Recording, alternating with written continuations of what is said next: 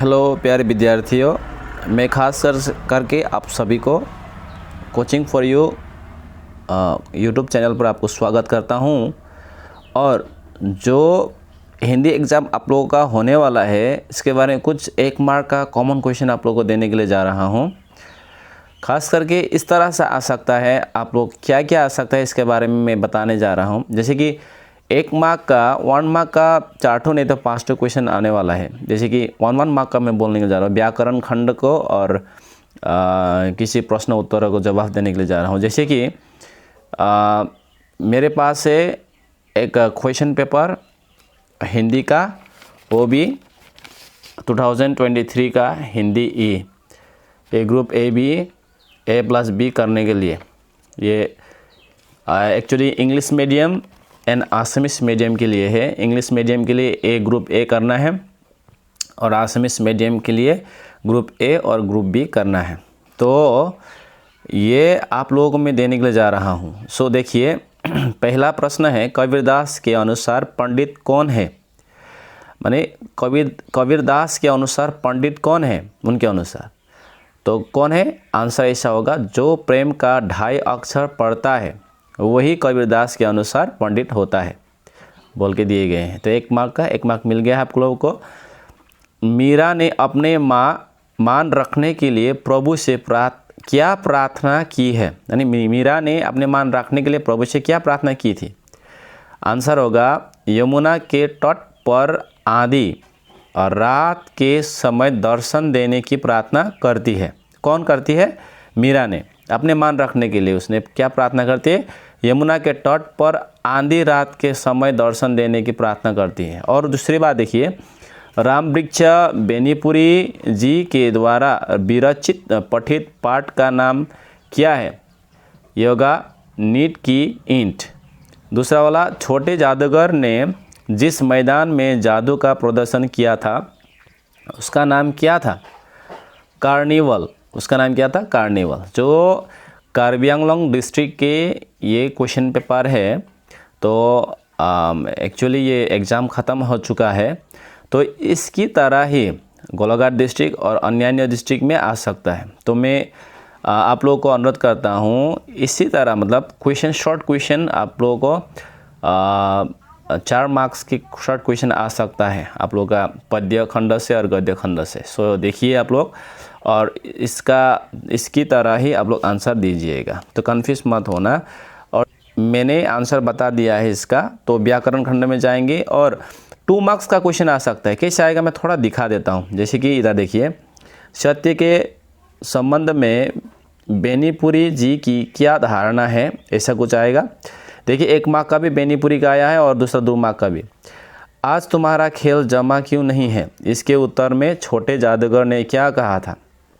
देखिए, जादूगर के बारे में, भोलाराम की बीमारी क्या थी? यमदूत ने भोलाराम के जीव के लापता होने के संबंध में क्या बताया है? बच्चों के कोमल पाँव के स्पर्श से लड़क के कौन से भाव बनते हैं?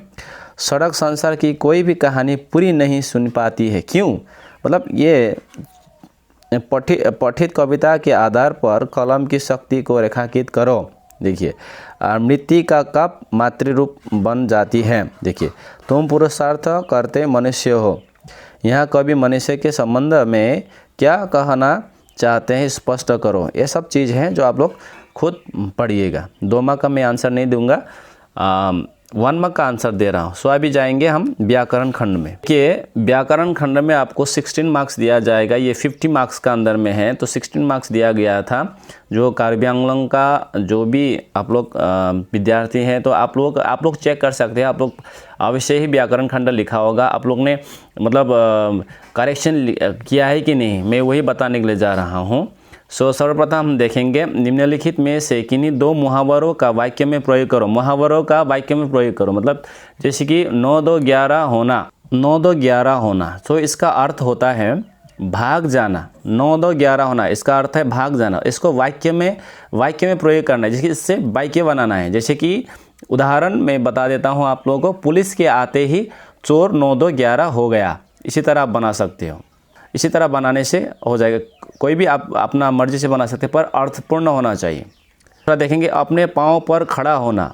अपने पाँव पर खड़ा होना, इसका अर्थ होगा, इसका मीनिंग होगा स्वावलंबी होना, यानी कि या कामयाब होना। तो इसको हम वाक्य में प्रयोग करने से कैसा होगा कि जैसे कि मोदी चाय बेचकर अपने पाँव पर खड़ा हुआ।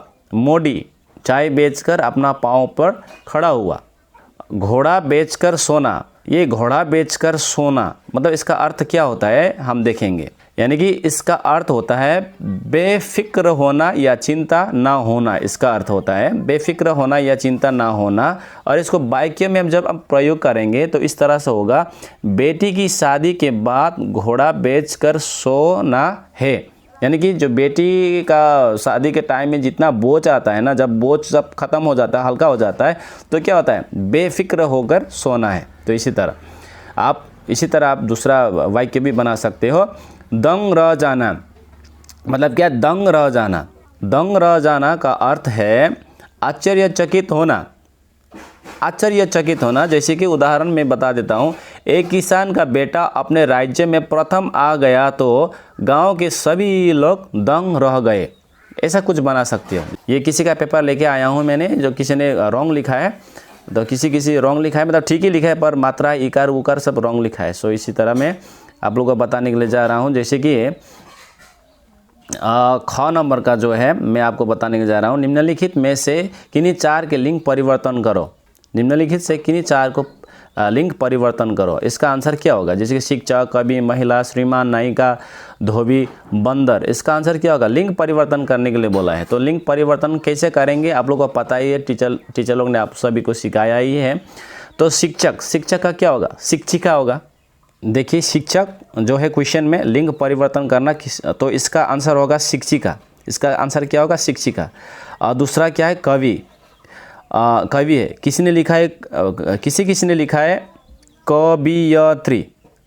कवियत्री, कवियत्री किसी ने लिखा है, but I think this one is wrong. ये रॉन्ग हो सकता है, रॉन्ग है, पर करेक्ट आंसर ये हो सकता है, मतलब ये होगा कवयत्री। कवयत्री, कवयत्री, ये करेक्ट आंसर है ये। उसके बाद महिला, तो महिला का पुल्लिंग क्या होगा? मतलब लिंग परिवर्तन करने के लिए बोला, ये स्त्रीलिंग में है, और ये पुल्लिंग क्या होगा? पुरुष, पुरुष होगा। देखिए श्रीमान ये होगा, अभी पुल्लिंग में है, अब स्त्रीलिंग में क्या लिखना चाहिए? श्रीमती। श्रीमती लिख सकते हैं हम लोग। तो मतलब देखो, कवि पुल्लिंग, महिला स्त्रीलिंग, श्रीमान पुल्लिंग, और नायिका स्त्रीलिंग पे है, इसको हम पुल्लिंग पर लिख सकते हैं नायक। इस तरह से हम लोग लिख सकते हैं नायक। आप देखिए धोबी, ये देखिए धोबी पुल्लिंग पर है, स्त्रीलिंग पर लिखने के लिए धोविन लिखा, धोविन लिखना चाहिए। किसी ने लिखा है धोवी, धोविन, धोविन ऐसा लिखा है, बट वो लिखा है। तो अगर आप लोग ने इस तरह से लिखा तो आप गया, फेल, मतलब मार्क्स नहीं मिलेगा आपको। तो ध वर्ड से कह रही वी, वो वर्ड से कह रही बी न, धोविन इस तरह से लिखना चाहिए। बंदर, बंदर देखिए अब किसने लिखा है? ये वाला, बहुत स्टूडेंट लेकिन यही वाला लिखा है, मुझे पता है, क्योंकि ये सरासर गलत है, ये रॉन्ग है, गलत है। बट ये वाला बंदरिया, ये अंग मात्रा जोड़ दिया गया है, तो ये वाला करेक्शन होगा।